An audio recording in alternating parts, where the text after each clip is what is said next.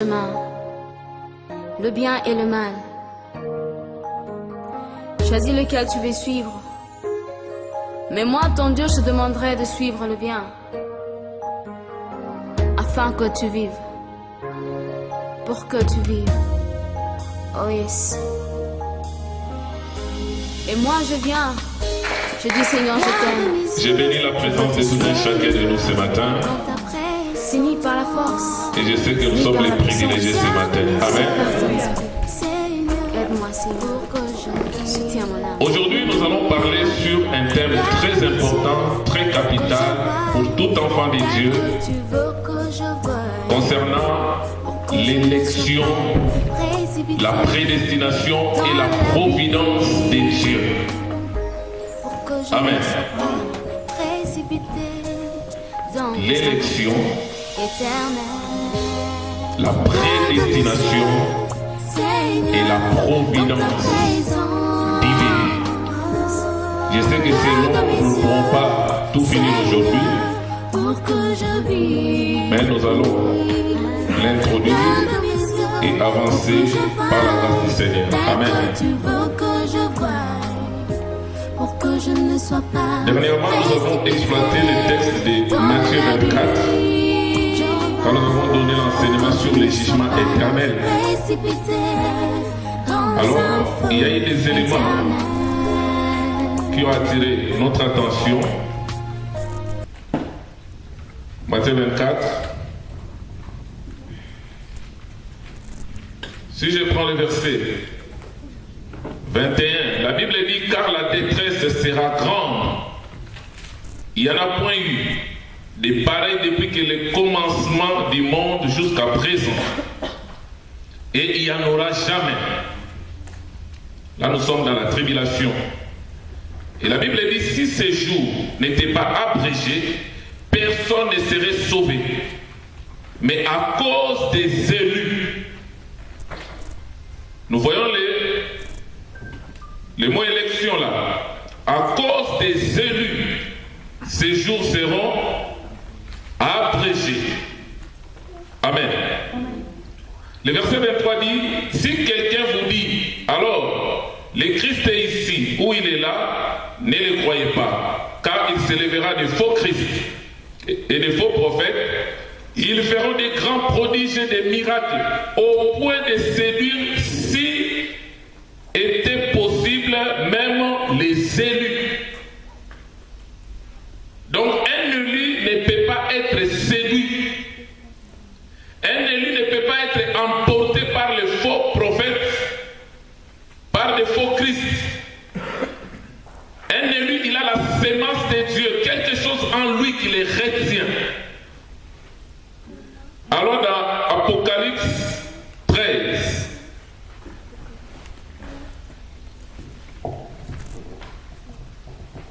Apocalypse chapitre 13, les versets 7 à 10.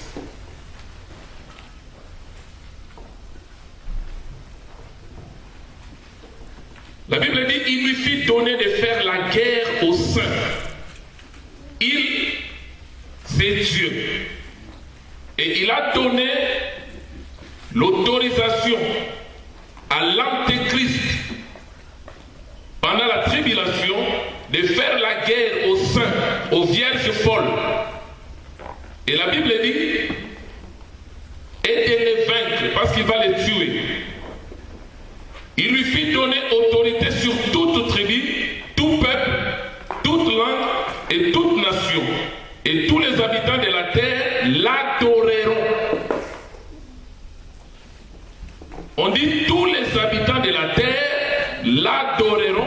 C'est dont le nom n'a pas été écrit dans le livre de vie de l'agneau qui a été immolé dès la fondation du monde. Alléluia. Alléluia. Est-ce que vous êtes avec moi? Amen. La Bible dit, tous les habitants de la terre l'adoreront. Amen. Ceux dont le nom n'a pas été écrit dans le livre de vie de l'agneau. Or, dans le livre de vie de l'agneau,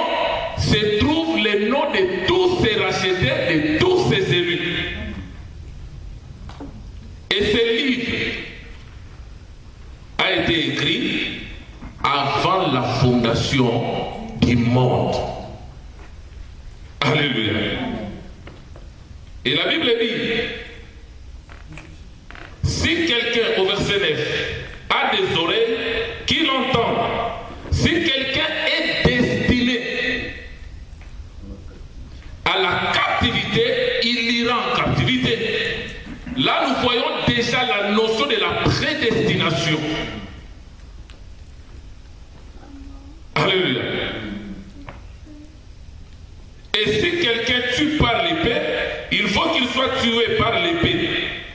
C'est ici la persévérance et la foi des saints. Alléluia. Aujourd'hui, la notion de l'élection et de la prédestination, il y a beaucoup de serviteurs de Dieu qui ont peur de prêcher cela. Parce qu'il y avait un certain réformateur français du nom de Jean Calvin qui avait essayé un peu de parler sur la prédestination. Et aujourd'hui, quand il prêche la prédestination, on te taxe des disciples de Calvin, on t'appelle calviniste. Or, ce n'est pas Calvin qui a écrit la Bible. Amen. Nous prêchons la Bible. Nous prêchons ce qui est écrit. Alléluia. Amen. Alléluia. Amen. Le premier point, c'est l'élection et l'origine des enfants de Dieu. Parce qu'en tant qu'enfant de Dieu, tu dois connaître ton origine, d'où tu viens. La Bible dit dans 1 Pierre, au chapitre 2, les versets 11 à 12, l'apôtre Paul dit, on va lire ça rapidement.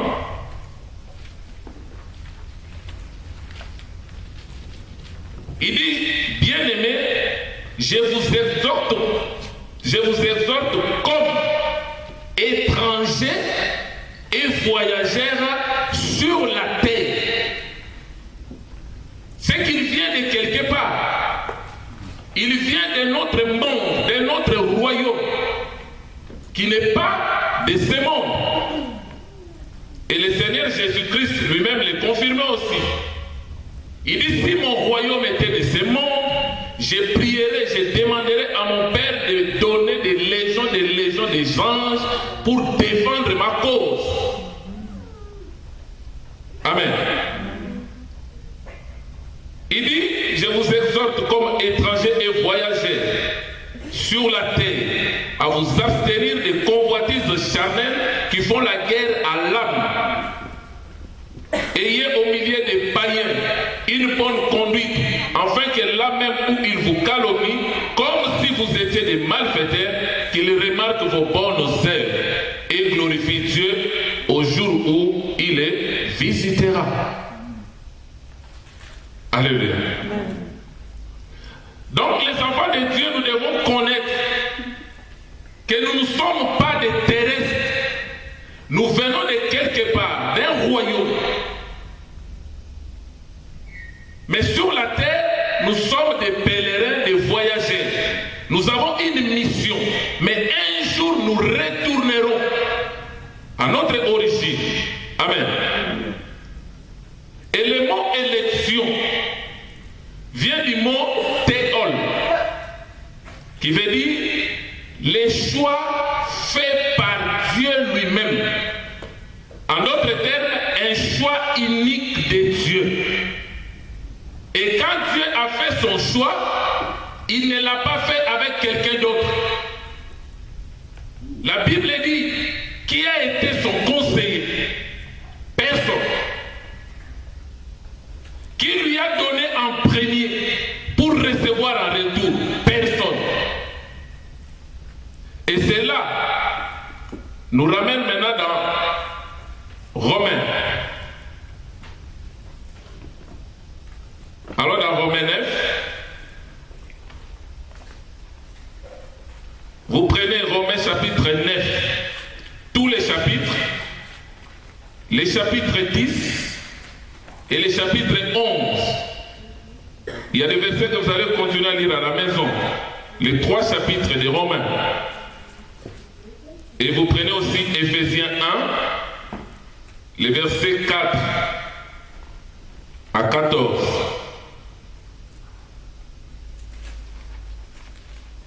Romains 9.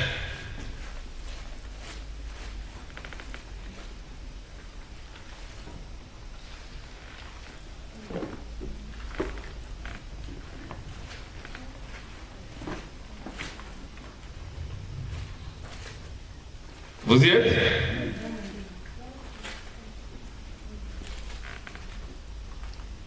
Là, l'apôtre Paul parle. Je prends rapidement le verset 11.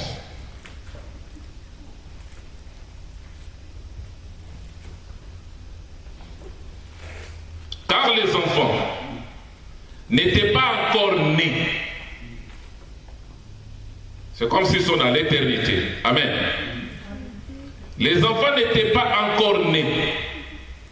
Ils n'avaient fait ni bien, ni mal, afin que les desseins de l'élection de Dieu subsistent, sans dépendre des êtres, et par la seule volonté de celui qui appelle. Or, celui qui appelle, c'est Dieu. Amen. Quand il fit dit à Rebecca, l'aîné sera assujetti au plus jeune. Selon qu'il est écrit, j'ai aimé Jacob et j'ai haï Esaü. Alléluia.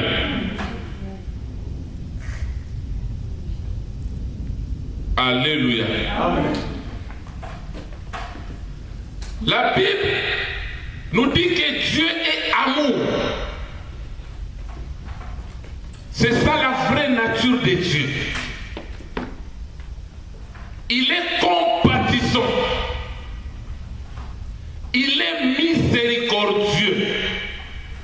Alléluia. Quand vous lisez dans Éphésiens 2, le verset 4, la Bible dit il est riche en bonté, riche en miséricorde, riche en compassion.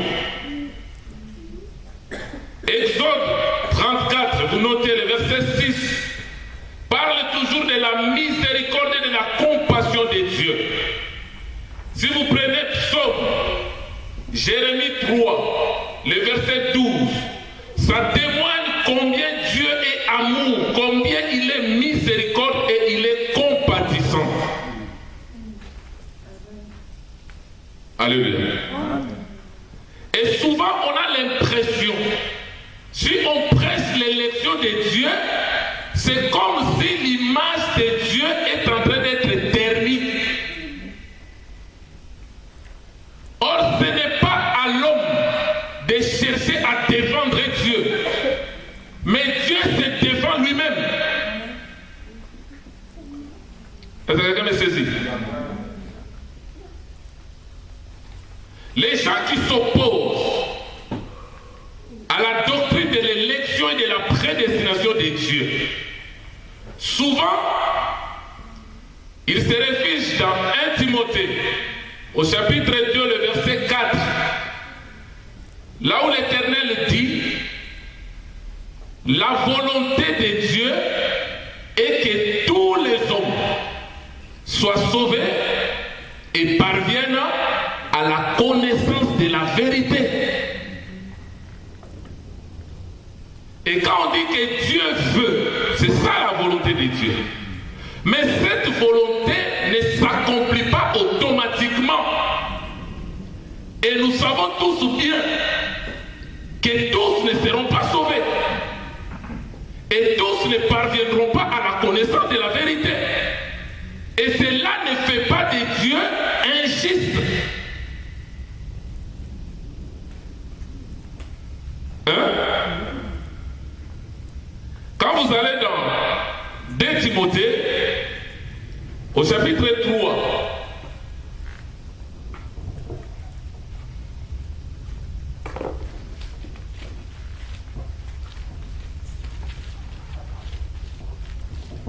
le verset 5 jusqu'au verset 7. La Bible dit, au verset 5 et le verset 7, « Ayant l'apparence de la piété, mais régnant ce qui en fait la force. » Verset 7, « Apprenant toujours et ne pouvant jamais arriver à la connaissance de la vérité. » Mais pourtant, 1 Timothée 2,4 nous dit, la volonté de Dieu, le souhait de Dieu, il veut que tous les hommes soient sauvés et parviennent à la connaissance de la vérité. Est-ce que Dieu s'est contredit? Non. La Bible s'interprète par elle-même. Alléluia. La Bible dit, dans Jean 17,3, la vie éternelle, c'est qu'ils te connaissent, toi le seul vrai Dieu, et c'est lui que tu as envoyé, Jésus. C'est ça la vie éternelle.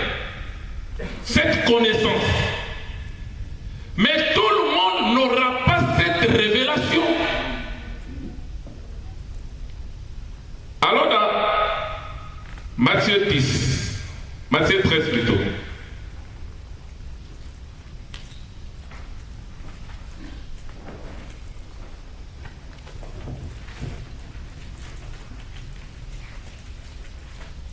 Je prends le verset 10. Vous notez le verset 10 jusqu'au verset 17. Les disciples s'approchaient et lui dirent, « Pourquoi parles-tu en parabole ?» Jésus leur répondit, « Parce qu'il vous a été donné de faire quoi? De connaître les mystères du royaume des cieux. » Donc, le mystère du royaume n'est pas donné à tout le monde. Mais il dit, pour vous, mes disciples, il vous a été donné de connaître les mystères du royaume des cieux. Et que cela ne leur a pas été donné. Mais si c'est Dieu, il veut que tous les hommes soient sauvés et parviennent à la connaissance de la vérité. Il ne devrait pas parler en parabole. Il devrait parler ouvertement. Mais il dit, le secret du royaume est réservé aux élus. Voilà pourquoi je parle en parabole, pour qu'ils entendent sans rien comprendre, qu'ils regardent sans voir. Et ce qui est grave, il continue de dire quoi? C'est comme pour dire, si je parle ouvertement, hein? Il dit, des pères, au verset 15, car le cœur de ce peuple est devenu insensible. Ils ont endurci leurs oreilles. Ils ont fermé leurs yeux. Des pères qu'ils ne voient de leurs yeux, qu'ils n'entendent de leurs oreilles, qu'ils ne savent, qu'ils ne comprennent de leur cœur et qu'ils ne soient, qu'ils ne se convertissent et que je les guérisse. Donc Dieu ne veut pas que ces gens comprennent le mystère du royaume, parce que s'ils comprennent ce mystère, ils vont se convertir, Dieu sera obligé de les guérir.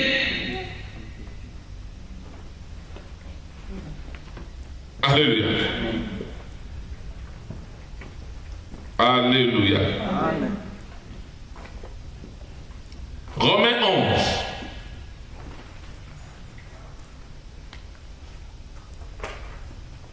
Le verset 32.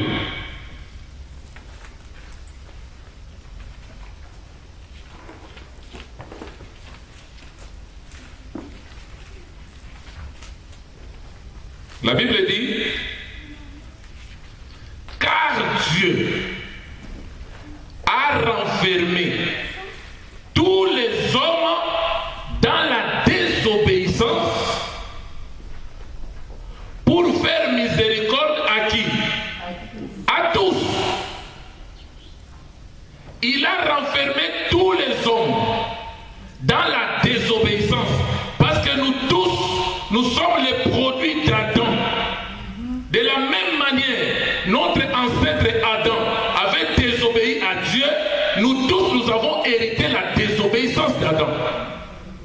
la Bible dit, Dieu a fait que tous les hommes soient renfermés dans la désobéissance pour qu'ils fassent miséricorde à tous. Maintenant, ma question, si c'était pour renfermer les hommes dans la désobéissance et faire miséricorde à tous, comment les mêmes dieux pourraient encore dire à Moïse, amen,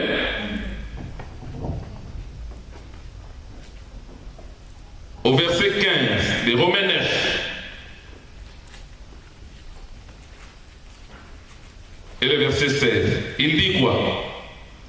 Car il dit à Moïse, je ferai miséricorde à qui je fais miséricorde, et j'aurai compassion de qui j'aurai compassion. Ainsi donc, cela ne dépend ni de celui qui veut. Donc l'élection de Dieu exclut toute volonté humaine. L'élection de Dieu exclut les œuvres des hommes. L'élection de Dieu exclut la décision humaine. Alléluia. Il dit cela ne dépend. Ainsi donc cela ne dépend ni de celui qui veut, ni de celui qui court. Courir, nous voyons les œuvres, les efforts humains, mais de Dieu qui fait miséricorde. Or la Bible dit, sa nature c'est un Dieu miséricordieux.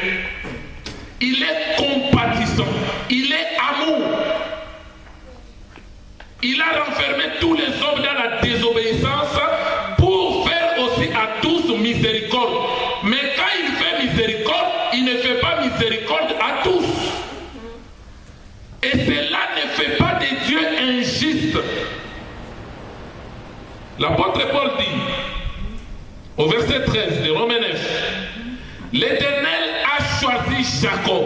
Il a aimé Jacob au détriment de Saoul. Maintenant, au verset 14, il dit quoi? Que dirions-nous donc? Y a-t-il en Dieu de l'injustice? Loin de là. Alléluia. Alléluia.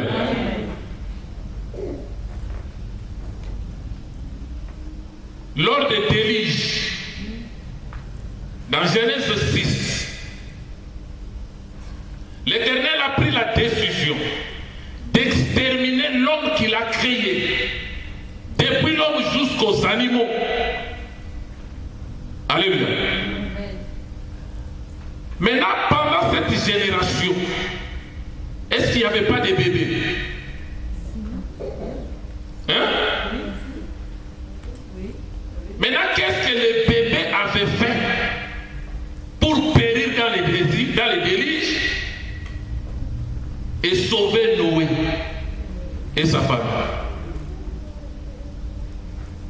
Maintenant, selon la compréhension des hommes, nous pouvons dire que Dieu est méchant.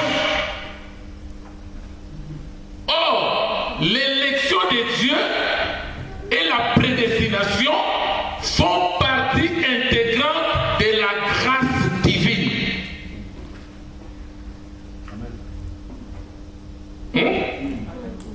C'est resté.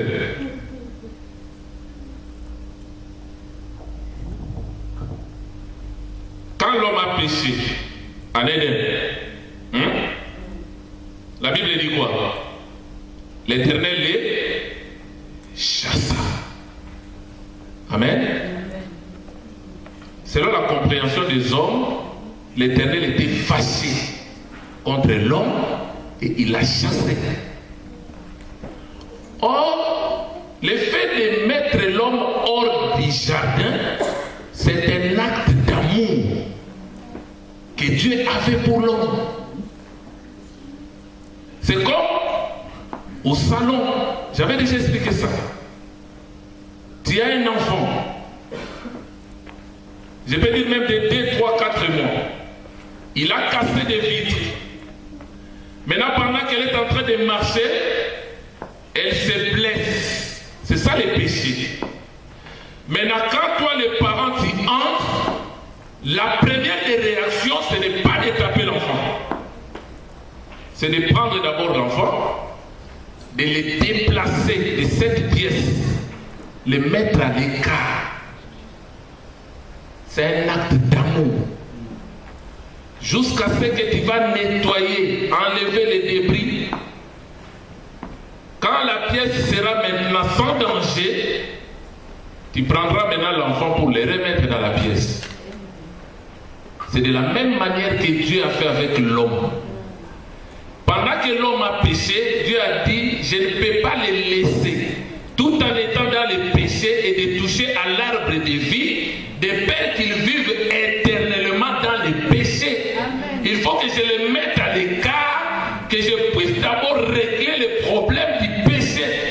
Et quand le problème du péché sera résolu, c'est alors moi-même je vais ouvrir la porte pour que l'homme retourne en Éden. Alléluia. C'est un acte d'amour. Le diable, il a falsifié la race humaine. Maintenant, Dieu a dit, ça ne peut pas continuer comme ça. Il faut que je parle de la race humaine. La Bible dit, Noé trouva grâce. Même lui n'a pas mérité. Mais pendant cette période, il y avait des bébés. Et on peut dire quoi? Dieu n'est pas amour. Il n'est pas compatissant. Il n'est pas miséricordieux. La Bible dit il punit l'iniquité des pères jusqu'aux enfants, jusqu'à la 3e et la 4e génération. La Bible dit dans Jérémie, nos pères ont mangé du raisin vert, mais c'est les dents des enfants qui sont agacées. La faute de mes parents, moi j'ai subi les conséquences. Qu'est-ce que moi j'ai à voir avec cette histoire? Alléluia. Donc c'est pour dire, Dieu est souverain. Il n'a de compte à rendre à personne. Il fait de ses créatures ce que bon lui semble. Eliou a dit à Job, les malheurs qui t'arrivent, tu cherches à te défendre. Veux-tu contester contre celui qui ne rend pas compte de ses actes? Es-tu convaincu d'engager une discussion avec Dieu? Nous sommes ses créatures. Il fait de nous ce que bon lui semble. S'il fait miséricorde à l'un au détriment de l'autre, que l'autre ne se plaigne pas. Il t'a créé homme, il pouvait te créer arbre. Tu n'as rien à dire. C'est comme un réalisateur d'un film. Nous sommes là dans le scénario de Dieu. C'est lui le réalisateur, c'est lui le metteur en scène et c'est lui l'acteur principal.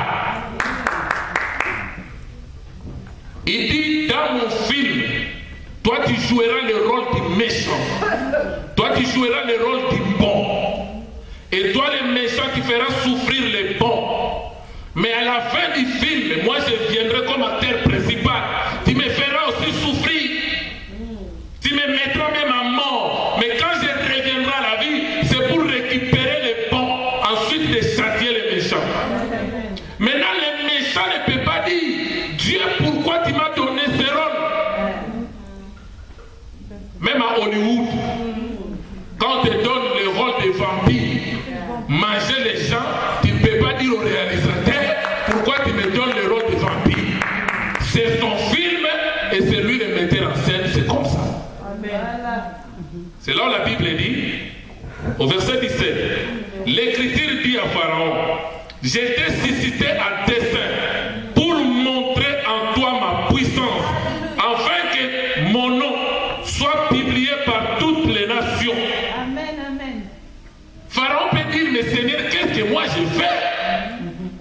Mais Dieu dit, comme je t'ai fait grande puissance, je permettrai que mon peuple vienne là-bas en esclavage. Mais le jour où je viendrai libérer mon peuple, je te châtierai pour que le monde qui te craigne voit que Israël a un Dieu tout-puissant. Les pharaons peuvent dire qu'est-ce que j'ai fait pour mériter ça. Alléluia. Verset 18, il dit quoi? Ainsi il fait miséricorde à qui il veut et il endurcit qui il veut. Hein?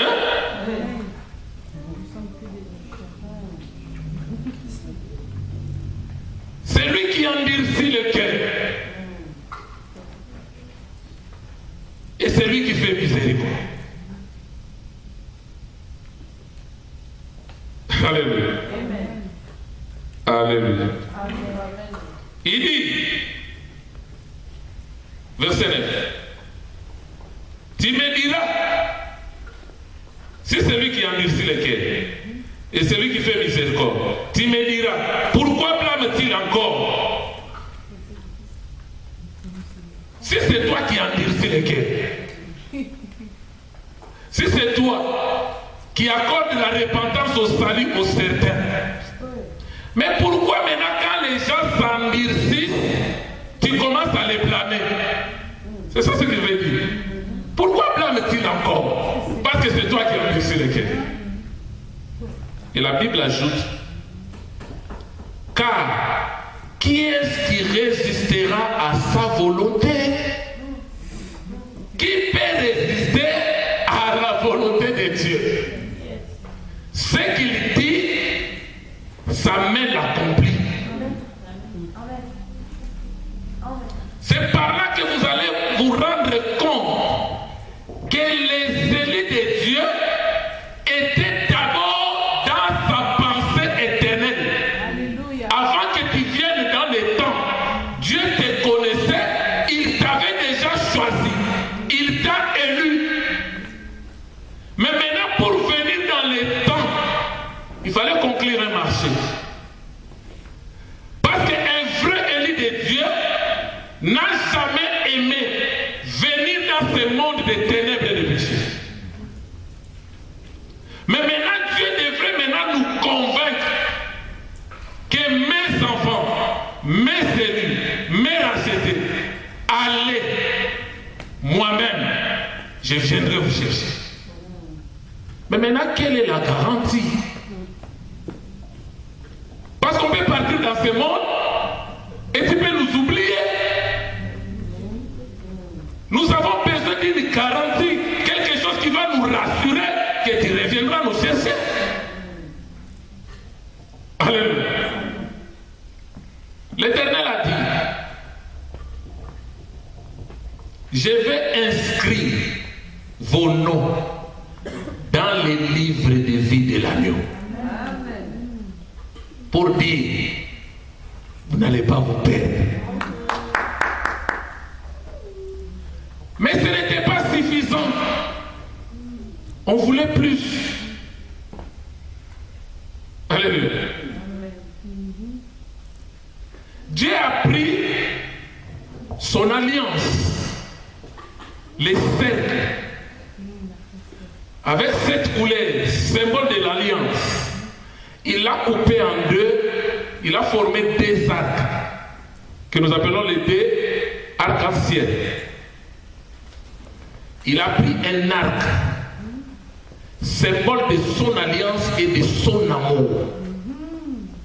Il l'a mis dans nos cœurs. Et lui-même, il a gardé une partie. Aussi longtemps nous serons sur la terre, Dieu n'aura pas la totalité de son alliance. Donc il sera obligé de venir nous chercher. Le jour où nous retournerons dans sa présence, on mettra les deux arcs ensemble pour avoir le signe de l'alliance. Nous le voyons avec Joseph. Quand vous allez dans Genèse, je crois 37, la Bible dit, Jacob aimait Joseph plus que tous ses enfants. Est-ce que cela fait de Jacob injuste? Hein? Alléluia. Parce que Jacob, c'est l'image du père. Et Joseph, c'est l'image de l'épouse. C'est de la même manière, il a dit, j'ai aimé Jacob, j'ai haï Esaü. Maintenant, qu'est-ce que Esaü a fait pour être haï? C'est là où la Bible dit, pour que le dessein de l'élection de Dieu subsiste. Parce que cette élection-là ne dépend pas des œuvres des hommes. Alléluia. Alléluia.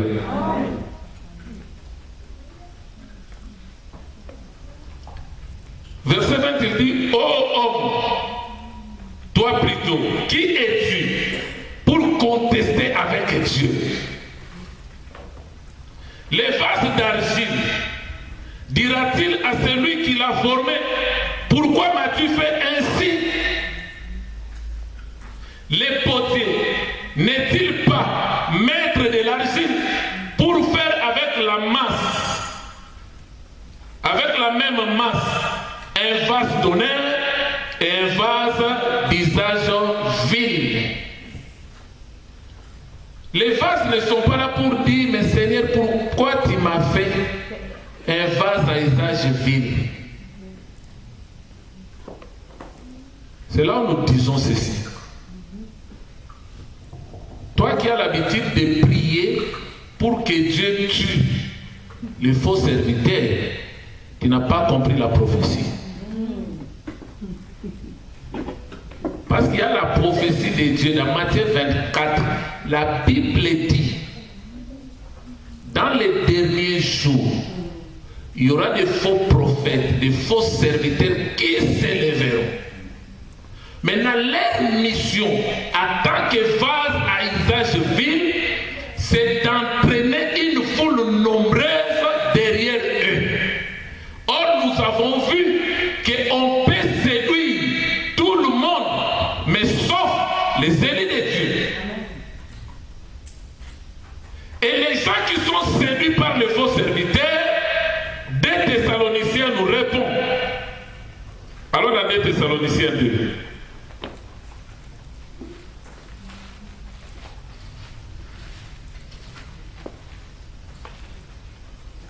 Je prends le verset 9 jusqu'au verset 12. La Bible dit, l'apparition de cet impie se fera par la puissance de Satan, avec toutes sortes de miracles, de signes et de prodiges mensongers, avec toutes les séductions de l'iniquité. Pour qui? Pour ceux qui périssent. Hein? Donc les miracles, les prodiges que les faux serviteurs vont faire, ce n'est pas pour les élus de Dieu, mais pour ceux qui périssent. Pourquoi? La Bible continue, il dit, parce qu'ils n'ont pas reçu l'amour de la vérité pour être sauvés. Or l'amour de la vérité, c'est ça l'arc-en-ciel, symbole de l'alliance que Dieu a mis dans le cœur de ses élus. Est-ce que quelqu'un me saisit? Si tu n'as pas cet amour-là de Dieu dans le cœur, jamais tu seras persévérant dans les choses de Dieu. Tu vas te fatiguer. Tu verras que la vie chrétienne, c'est une corvée. Voilà pourquoi il y a des gens, ils commencent bien avec le Seigneur, avec les saints. Mais à un certain moment, il est fatigué. Des fois, tu te poses la question, est-ce qu'il faut encore aller à l'église tous les jours? Je peux aussi prier à la maison. Dieu écoute partout. Tu commences à te consoler.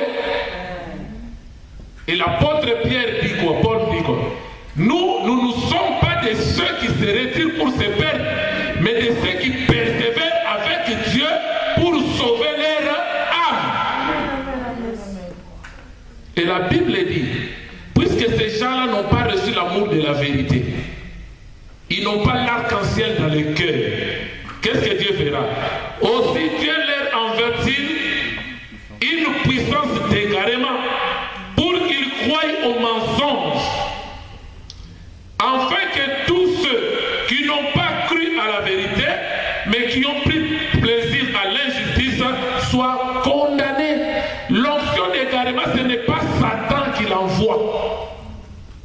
c'est Dieu lui-même.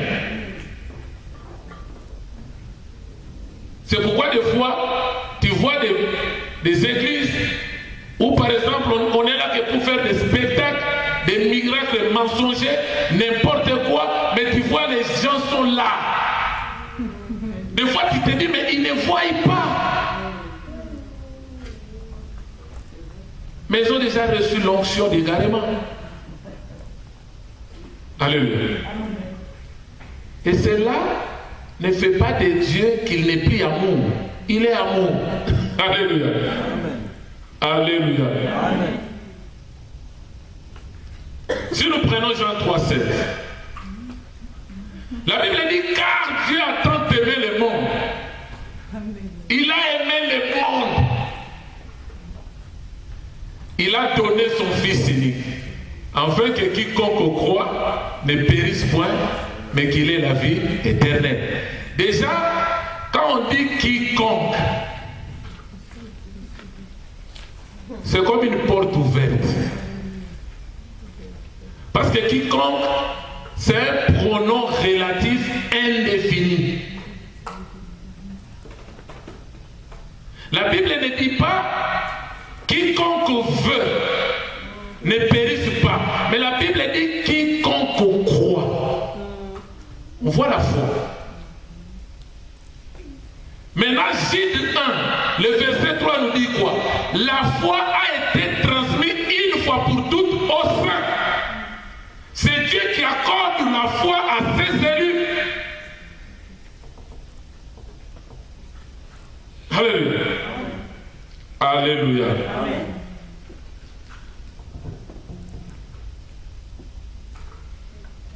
À la première vue, quand il prend Jean 3,16, alléluia,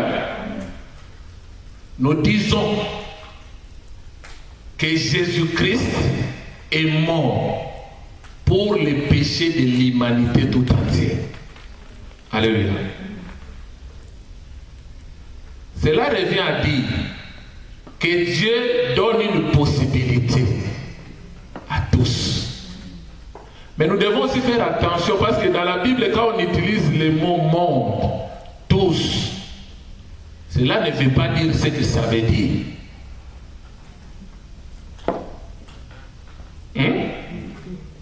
Que je m'explique. Alors dans Jean 12, Jean chapitre 12, je prends le verset 17 à 19. La Bible dit tous ceux qui étaient avec Jésus, quand il appela Lazare du sépulcre et le ressuscita des morts, lui rendait témoignage. Et la foule vint au-devant de lui parce qu'elle avait appris qu'il avait fait ces miracles. Maintenant les pharisiens se disent donc les uns aux autres, vous voyez que vous ne gagnez rien. Et voici, le monde est allé après. Le monde est allé après. Maintenant, quand on dit le monde est allé après Jésus, est-ce que c'est tout le monde? Et alléluia. Alléluia. On dit le monde est allé après lui. Maintenant, dans ce monde-là, qui est allé après Jésus, il n'y avait pas de pharisiens.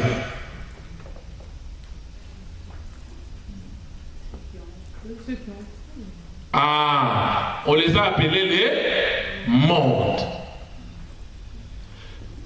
En d'autres termes, dans le monde que Dieu a aimé, nous voyons ses élus, l'image de Jacob.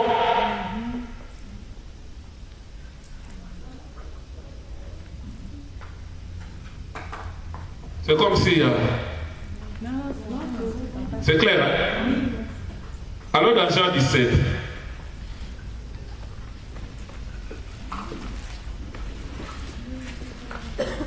Jean 17, le verset 1 à 9. Après avoir ainsi parlé, Jésus leva les yeux au ciel et dit, Père, l'heure est venue, glorifie ton Fils afin que ton Fils te glorifie, selon que tu lui as donné pouvoir sur toute chair, afin qu'il accorde la vie éternelle à qui? À tous ceux que tu lui as donné. Hein? Or, la vie éternelle, c'est qu'ils te connaissent, toi le Seigneur de Dieu, et celui que tu as envoyé, Jésus-Christ. Je te glorifie sur la terre. J'ai achevé l'œuvre que tu m'as donné à faire. Maintenant, toi, Père, glorifie-moi auprès de toi de la gloire que j'avais auprès de toi avant que le monde soit. Quand on parle de cette gloire-là, tu vas voir dans Romains 8, la Bible dit ce qu'il a connu d'avance, il les a prédestinés. Ce qu'il a prédestinés, il les a appelés. Ce qu'il a appelés, il les a justifiés. Ce qu'il a justifiés, il les a glorifiés. C'est-à-dire, nous allons retourner dans la position qu'on avait avant de venir dans ce monde. C'est là où Christ dit, glorifie-moi de la gloire que j'avais auprès de toi avant que je vienne dans ce monde de péché. Amen. Il dit quoi? J'ai fait connaître ton nom aux hommes que tu m'as donné. Du millier du monde. Dieu n'a pas donné à Jésus tout le monde. La Bible dit au millier du monde, quelques-uns.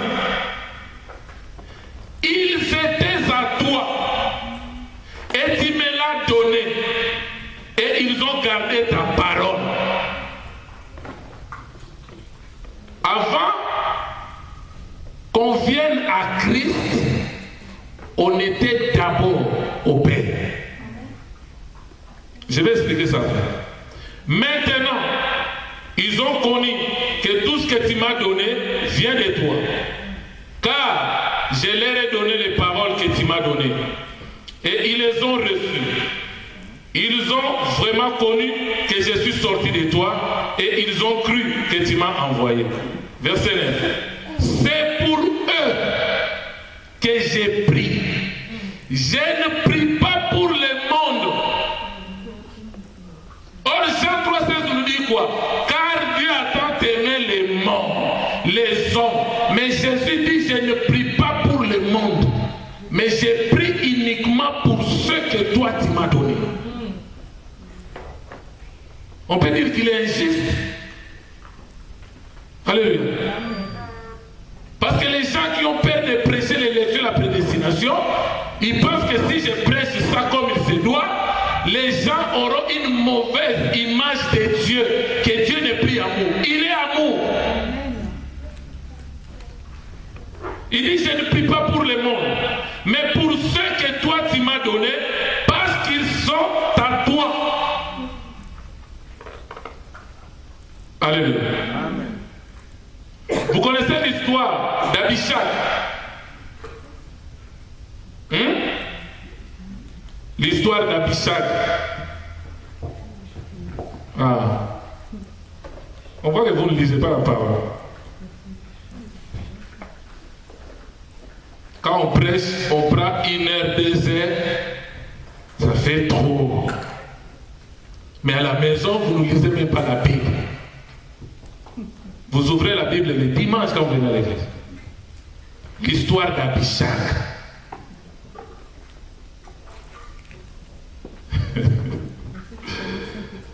Alléluia. Abishag, la Bible dit quand David, allez voir ça dans 1 roi, l'histoire de David. Quand David est devenu vieux, maintenant il fallait chercher une jeune fille, vierge, trop belle, avec plein de qualités. Et on a pris Abishag, la Sunamite. On lui a donné à David. La mission de cette femme, c'était de prendre soin de David et de le réchauffer. Pendant que David était vieux, Abishag dormait dans les seins de David pour le chauffer. Mais David n'a pas connu cette fille. Alléluia. Maintenant, quand Salomon devait arriver au trône, il y avait d'abord son frère Adonijah qui voulait usurper la royauté. Maintenant, le prophète Nathan, avec la mère de Salomon, Bathsheba, ils sont allés maintenant dire à David que voilà, Adonijah maintenant a usurpé. C'est le temps maintenant que Salomon monte sur le trône. Maintenant, David, il a pris cette femme, Abishag, il l'a donnée à Salomon. Elle est devenue la femme de Salomon.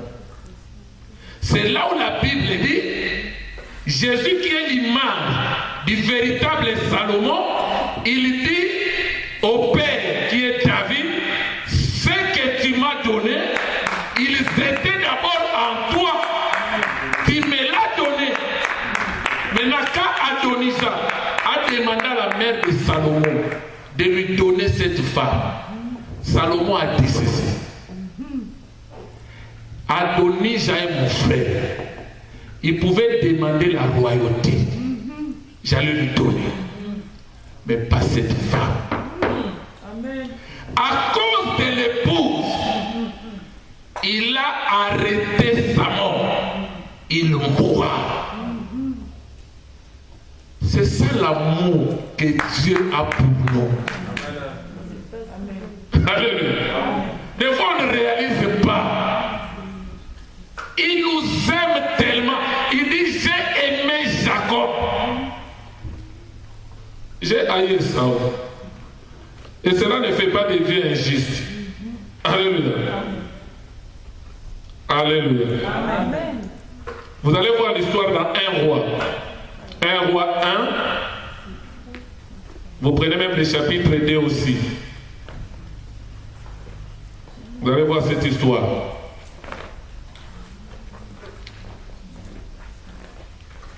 Alléluia.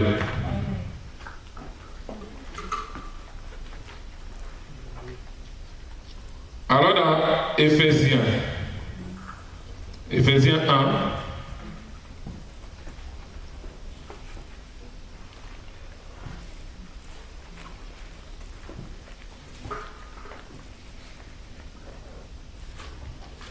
le verset 4, vous notez jusqu'au verset 14, moi je vais lire quelques versets.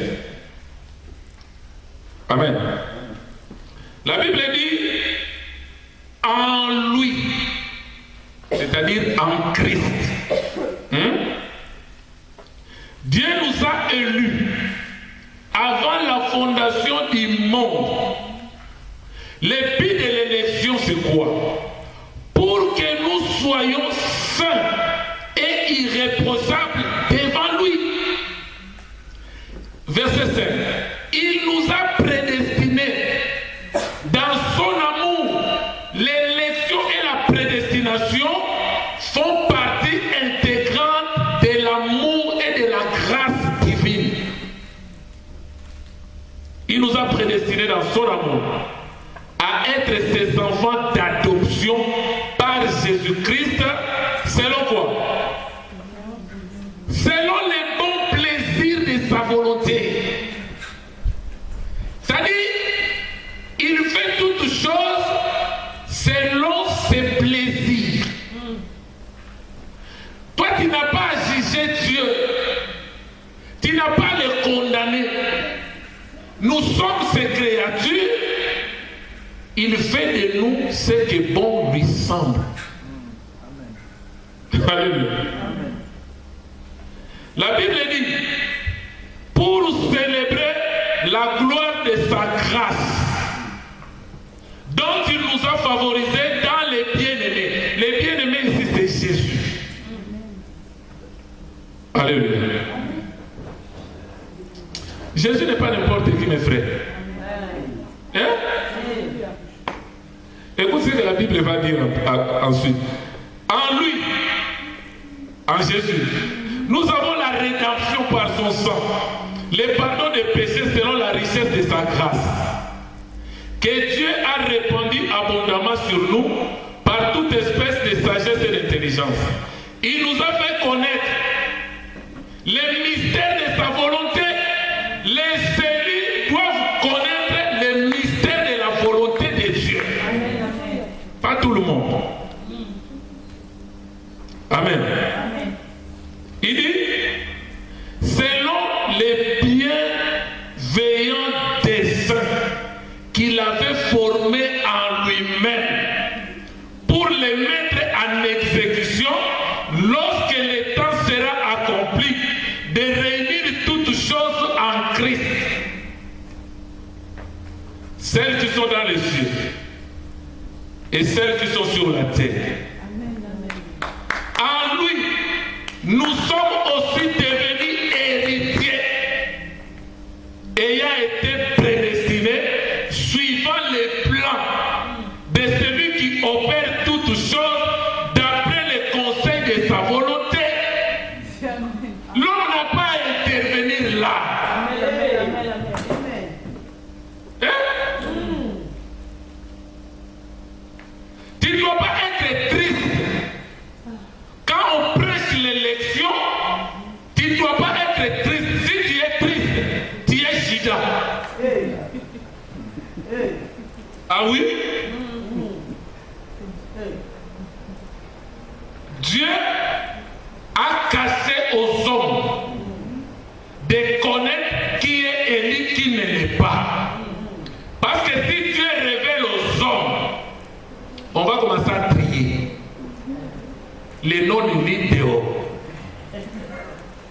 Raison pour laquelle proclamer la parole dans des lieux publics, dans des métros, envers nos voisins, dans l'église.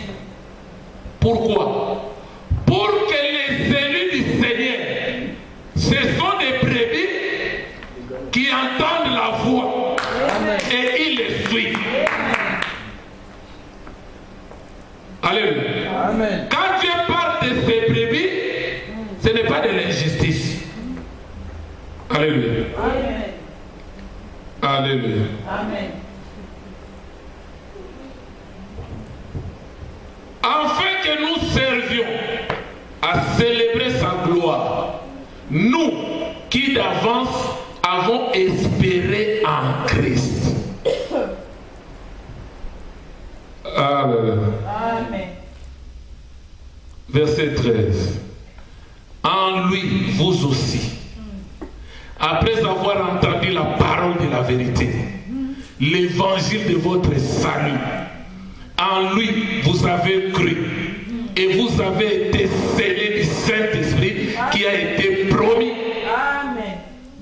lequel est un cache de notre héritage pour la rédemption de ce que Dieu s'est acquis pour célébrer sa gloire. C'est là où la Bible dit dans Pierre, vous au contraire, vous êtes une race élue, un peuple saint, une nation sainte, un peuple acquis au prix de son sang. Amen. Un élu doit connaître qu'il est élu. Mais tu ne peux pas connaître pour les autres.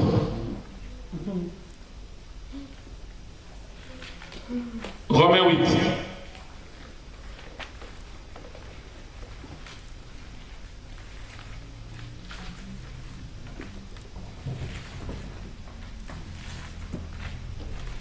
Le verset 14 à 17. Car tous ceux qui sont conduits par l'Esprit de Dieu, ils sont quoi? Ils sont fils de Dieu. Et vous n'avez point reçu un esprit de servitude pour être encore dans celui qui a la crainte. Il n'a pas encore reçu l'esprit. Mais celui qui a l'esprit, il n'a plus la crainte. Amen.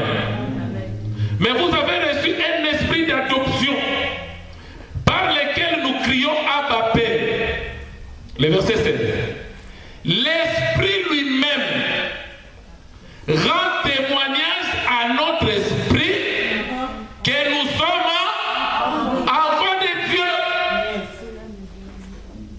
Il faut que le Saint-Esprit que tu as reçu témoigne à ton petit esprit que toi, tu n'es pas de ce royaume, toi tu es un élu de Dieu, toi tu es enfant de Dieu.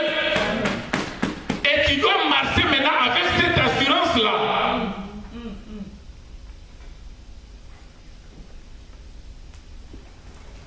Alléluia. Amen. Il n'y a pas de l'injustice. Parce que c'est lui qui n'est pas élu. Même si tu lui présentes la parole, même si tu lui prêches comment, il ne pourra pas savoir que Dieu est en train de l'appeler par la puissance de l'évangile. Or, Romains 1,16 nous dit quoi? Je n'ai pas honte de l'évangile, parce que c'est une puissance pour le salut de quiconque croit, des Juifs premièrement et des Grecs ensuite.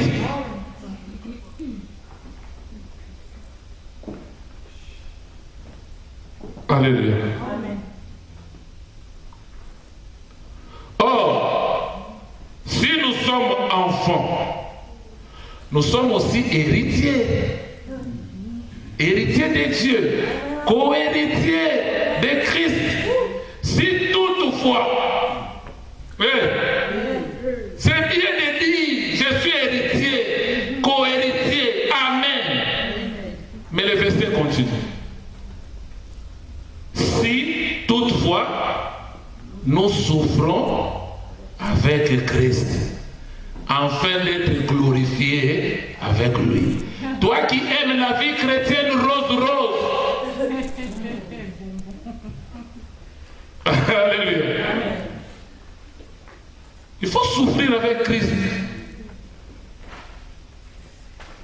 pour être glorifié avec lui. Alléluia. Alléluia. Quand nous parlons de l'adoption,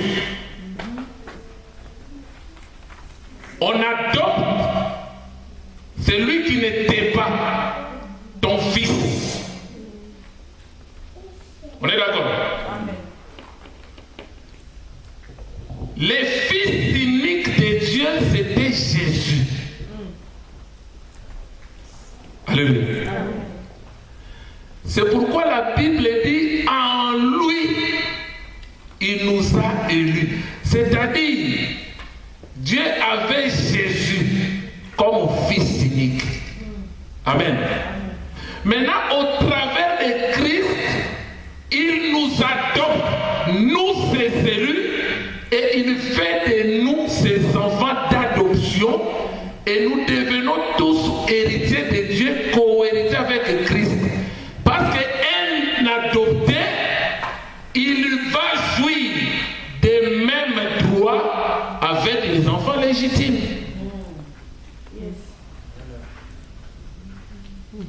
Donc nous bénéficions de ces privilèges. Alléluia.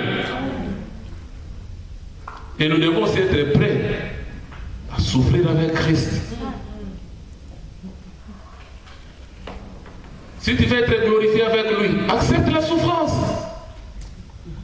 La Bible dit celui qui cherchera à vivre pieusement sur la terre sera persécuté. Mais celui qui n'est pas de Dieu, il va lâcher. Amen. Amen.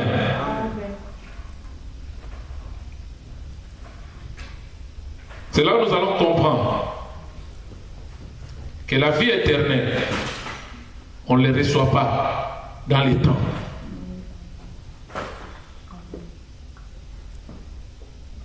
Alléluia. Raison pour laquelle on ne peut pas dire à quelqu'un, faites attention, tu vas perdre la vie éternelle. On ne perd pas la vie éternelle. Soit on l'avait, soit on ne l'avait pas. Je vais illustrer ce que je suis en train de dire. Quand nous prenons l'histoire de l'enfant prodigue, amen, dans Luc 15, à partir du verset 15, verset 11 plutôt, cet enfant-là était d'abord dans la maison du Père. Cet enfant-là, il avait la connaissance du Père. Il avait la connaissance de la maison. Hein? Il avait la vie. Mais maintenant, le Père lui a proposé, comme il a proposé à ses élus, allez maintenant dans le monde des ténèbres.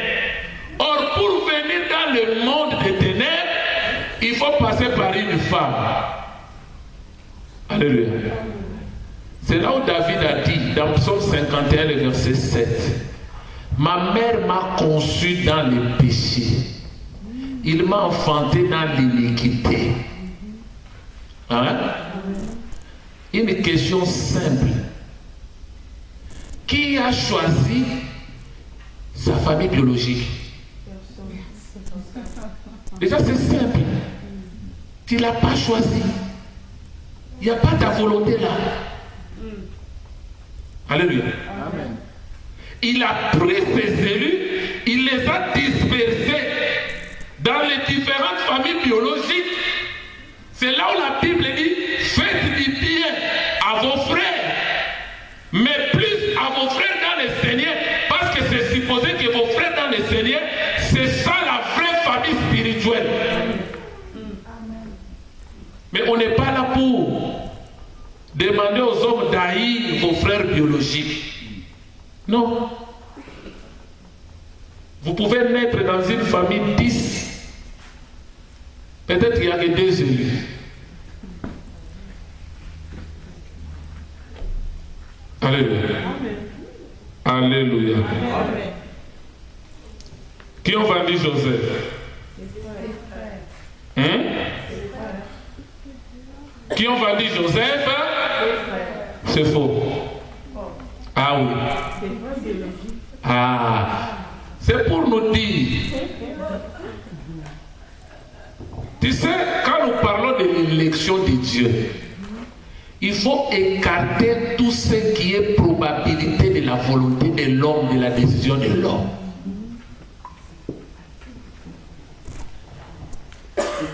Joseph, quand il s'est révélé à ses frères, qu'est-ce qu'il a dit? Il a dit, ne vous tourmentez pas, parce que vous pensez que c'est vous qui m'avez vendu. Ma réalité, c'était Dieu qui m'avait envoyé ici pour vous précéder, afin de vous sauver dans des moments de crise. Mais si tu demandes aux frères de Joseph, ils vont dire quoi? Nous l'avons vendu. C'est pareil avec Zachée dans Luc 19. Il va te dire quoi? J'étais dans ma maison, j'ai eu à cœur d'aller voir Jésus. Et quand je suis arrivé, il y avait la foule. Comme j'étais de petite taille, j'ai regardé les sycomores, j'ai monté sur les sycomores. Mais quand Jésus l'a vu, il dit, Zachée, descends. Aujourd'hui, je vais demeurer dans ta maison. Jésus ne parlait pas de la maison physique, mais il parlait de son cœur. Après, il a dit quoi? Aujourd'hui, le salut est entré dans cette maison parce que celui-ci est aussi l'un des descendants d'Abraham que le Fils de Dieu est venu chercher. Ce n'est pas toi, Zachée. Souvent, les hommes pensent que c'est moi qui avais pris la décision d'accepter Jésus-Christ comme Seigneur et Sauveur. Non! C'est lui qui crée en nous le vouloir et le faire. Il n'y a pas la part de l'homme.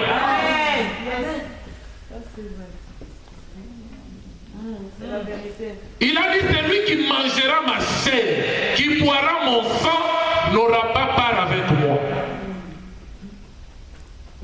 Les disciples de Moïse, ils ont dit, non, nous ne sommes pas des cannibales.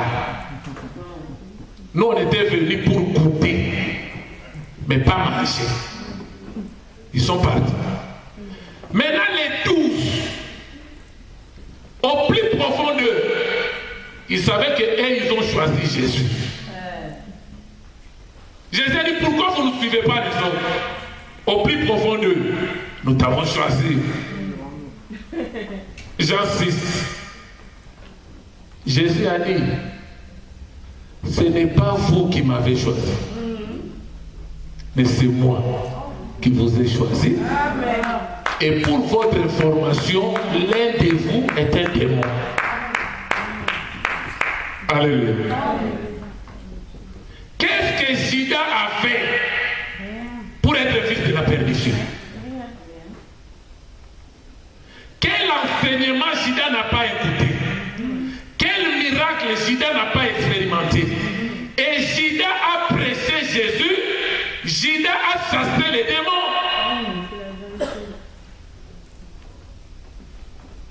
La Bible dit, ils sont rentrés joyeux. Les démons se sont soumis à nous. Même Judas. Aujourd'hui, ne pense pas que si tu prêches, si tu délivres les gens, tu fais tomber les gens, que le ciel est assuré. Non.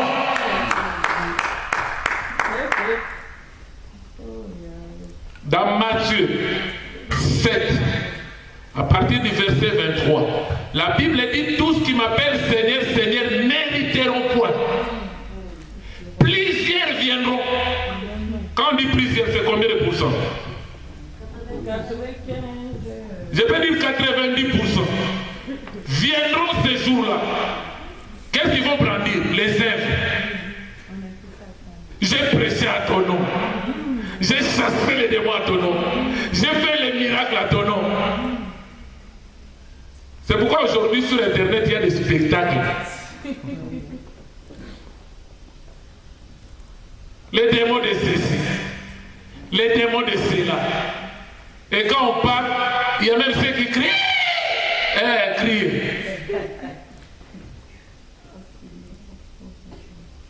Alléluia. Ils vont brandir les œuvres. Mais la réponse du Seigneur, c'est quoi? Je ne vous ai jamais connu. En d'autres termes, dans les cercles de l'éternité, là où j'ai connu les élus, là où je les ai aimés et choisis, vous n'étiez pas là. C'est pourquoi même à propos du ministère, les ministères, on ne les reçoit pas dans les temps. Hein? Les ministères est défini dans l'éternité. Jérémie 1, 4 à 5. Avant que tu sois formé dans le ventre de ta mère, avant que tu viennes dans les temps, moi l'Éternel, je te connaissais. C'est là où Dieu doit te connaître. C'est là où il a choisi ses élus. C'est là où il a transcrit leur nom dans le livre de vie de l'agneau. Et quand tu viens dans les temps ne fait que confirmer ce qui a été arrêté au ciel. Ce n'est pas les pasteurs qui donnent le ministère, mais c'est Dieu qui donne le ministère et l'Église confirme le ministère. Maintenant, si dans l'éternité tu n'avais pas le ministère, les hommes peuvent se tromper, te donner le ministère. Maintenant tu vas exercer, tu vas prêcher, tu vas chasser les démons, tu vas délivrer les gens, mais les derniers jours, tu viens comme ça. Dieu te dit, je ne t'ai jamais connu. C'est dur, hein? C'est trop dur. Maintenant, aujourd'hui, pour attirer les âmes, il faut faire trop de tombées. Il y a un bien-aimé qui nous a donné un témoignage. Un pasteur, il a fait une convention. Il priait pour les gens. Il a demandé que les gens passent devant. Personne n'est passé. Alléluia. Il a insisté. Quelques personnes commençait à imposer les mains. Personne n'est tombé. Parce qu'aujourd'hui, pour mesurer l'onction, il faut faire tomber les gens. Ça n'a rien à voir. Maintenant, il commençait à forcer les gens. Maintenant, il y avait un jeune homme, bien habillé. Il était dans la salle. Il est passé devant. Quand on a mis la main, il est tombé. Il commençait à s'agiter, à parler. Et le pasteur là, voilà. Pour lui, c'était déjà rassuré, l'onction est là. Les intercesseurs amenaient le monsieur dans la salle de délivrance. On a amené le monsieur dans la salle de délivrance. Arrivé là, les intercesseurs commençaient maintenant. Au nom de Jésus, il dit au nom de Jésus de quoi? Il dit je ne suis pas possédé. Oh. Mais Dieu m'a dit non. Appelle le pasteur. Moi je l'attends ici au bureau. Les intercesseurs sont allés dire au pasteur, mais le monsieur qui est tombé, il t'attend là. Et le pasteur arrive comme ça, le monsieur il dit, bon voilà, c'était un marché, tu me donnes ma part. Quelle part? Il dit, mais tu priais pour les gens, personne n'est tombé. Maintenant moi, un jeune homme comme moi, bien habillé. Mais je me suis tombé pour que les gens voient que tu as l'onction, donne-moi mon argent. Et le pasteur était obligé de lui donner quelque chose. Il dit, je vais aussi ramener mes amis. Nous serons bien habillés, maintenant nous serons dispersés. Quand tu vas commencer à prier, tout ça, nous on va commencer à crier, à tomber. Comme ça, les gens verront que tu as l'onction.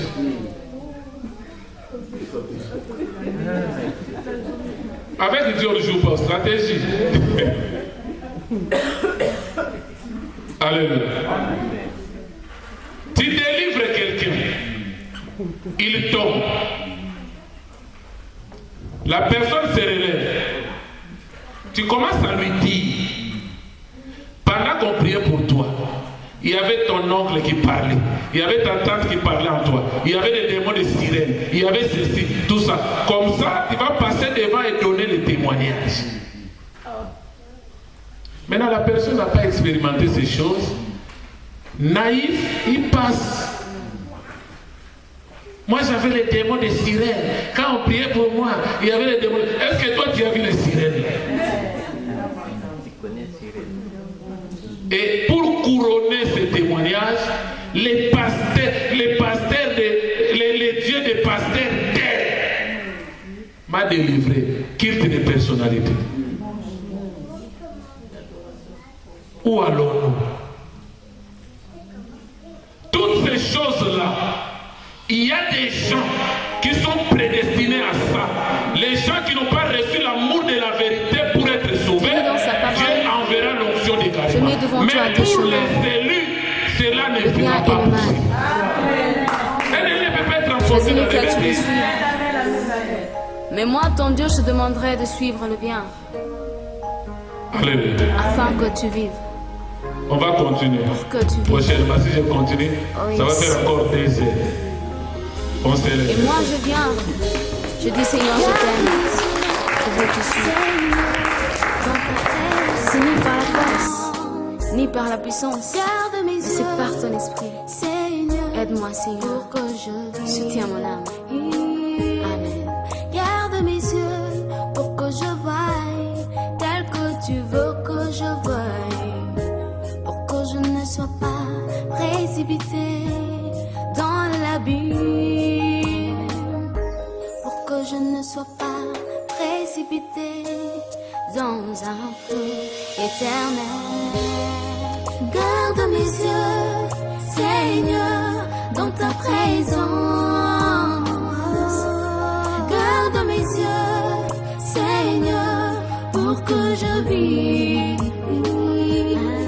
Garde mes yeux pour que je voie tel que tu veux que je voie, pour que je ne sois pas précipité dans l'abîme, pour que je ne sois pas précipité dans un feu éternel.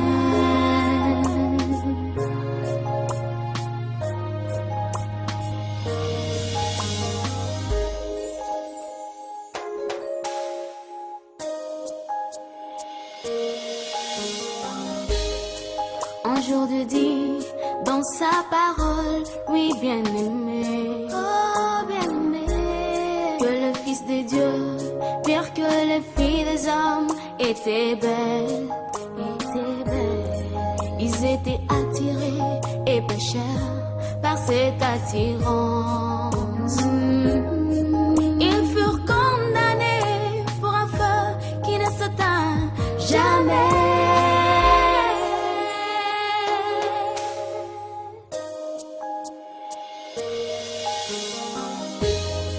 Garde mes yeux, Seigneur, dans ta présence. Garde mes yeux, Seigneur, pour que je vive.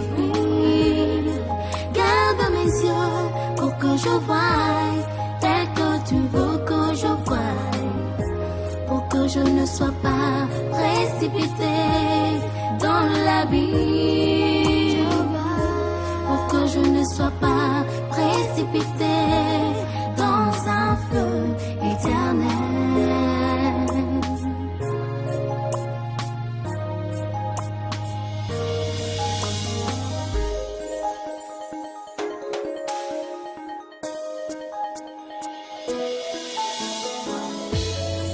Dieu dit encore dans sa parole, lui toi jeune homme, jeune fille, réjouis-toi dans ta jeunesse, sache qu'un jour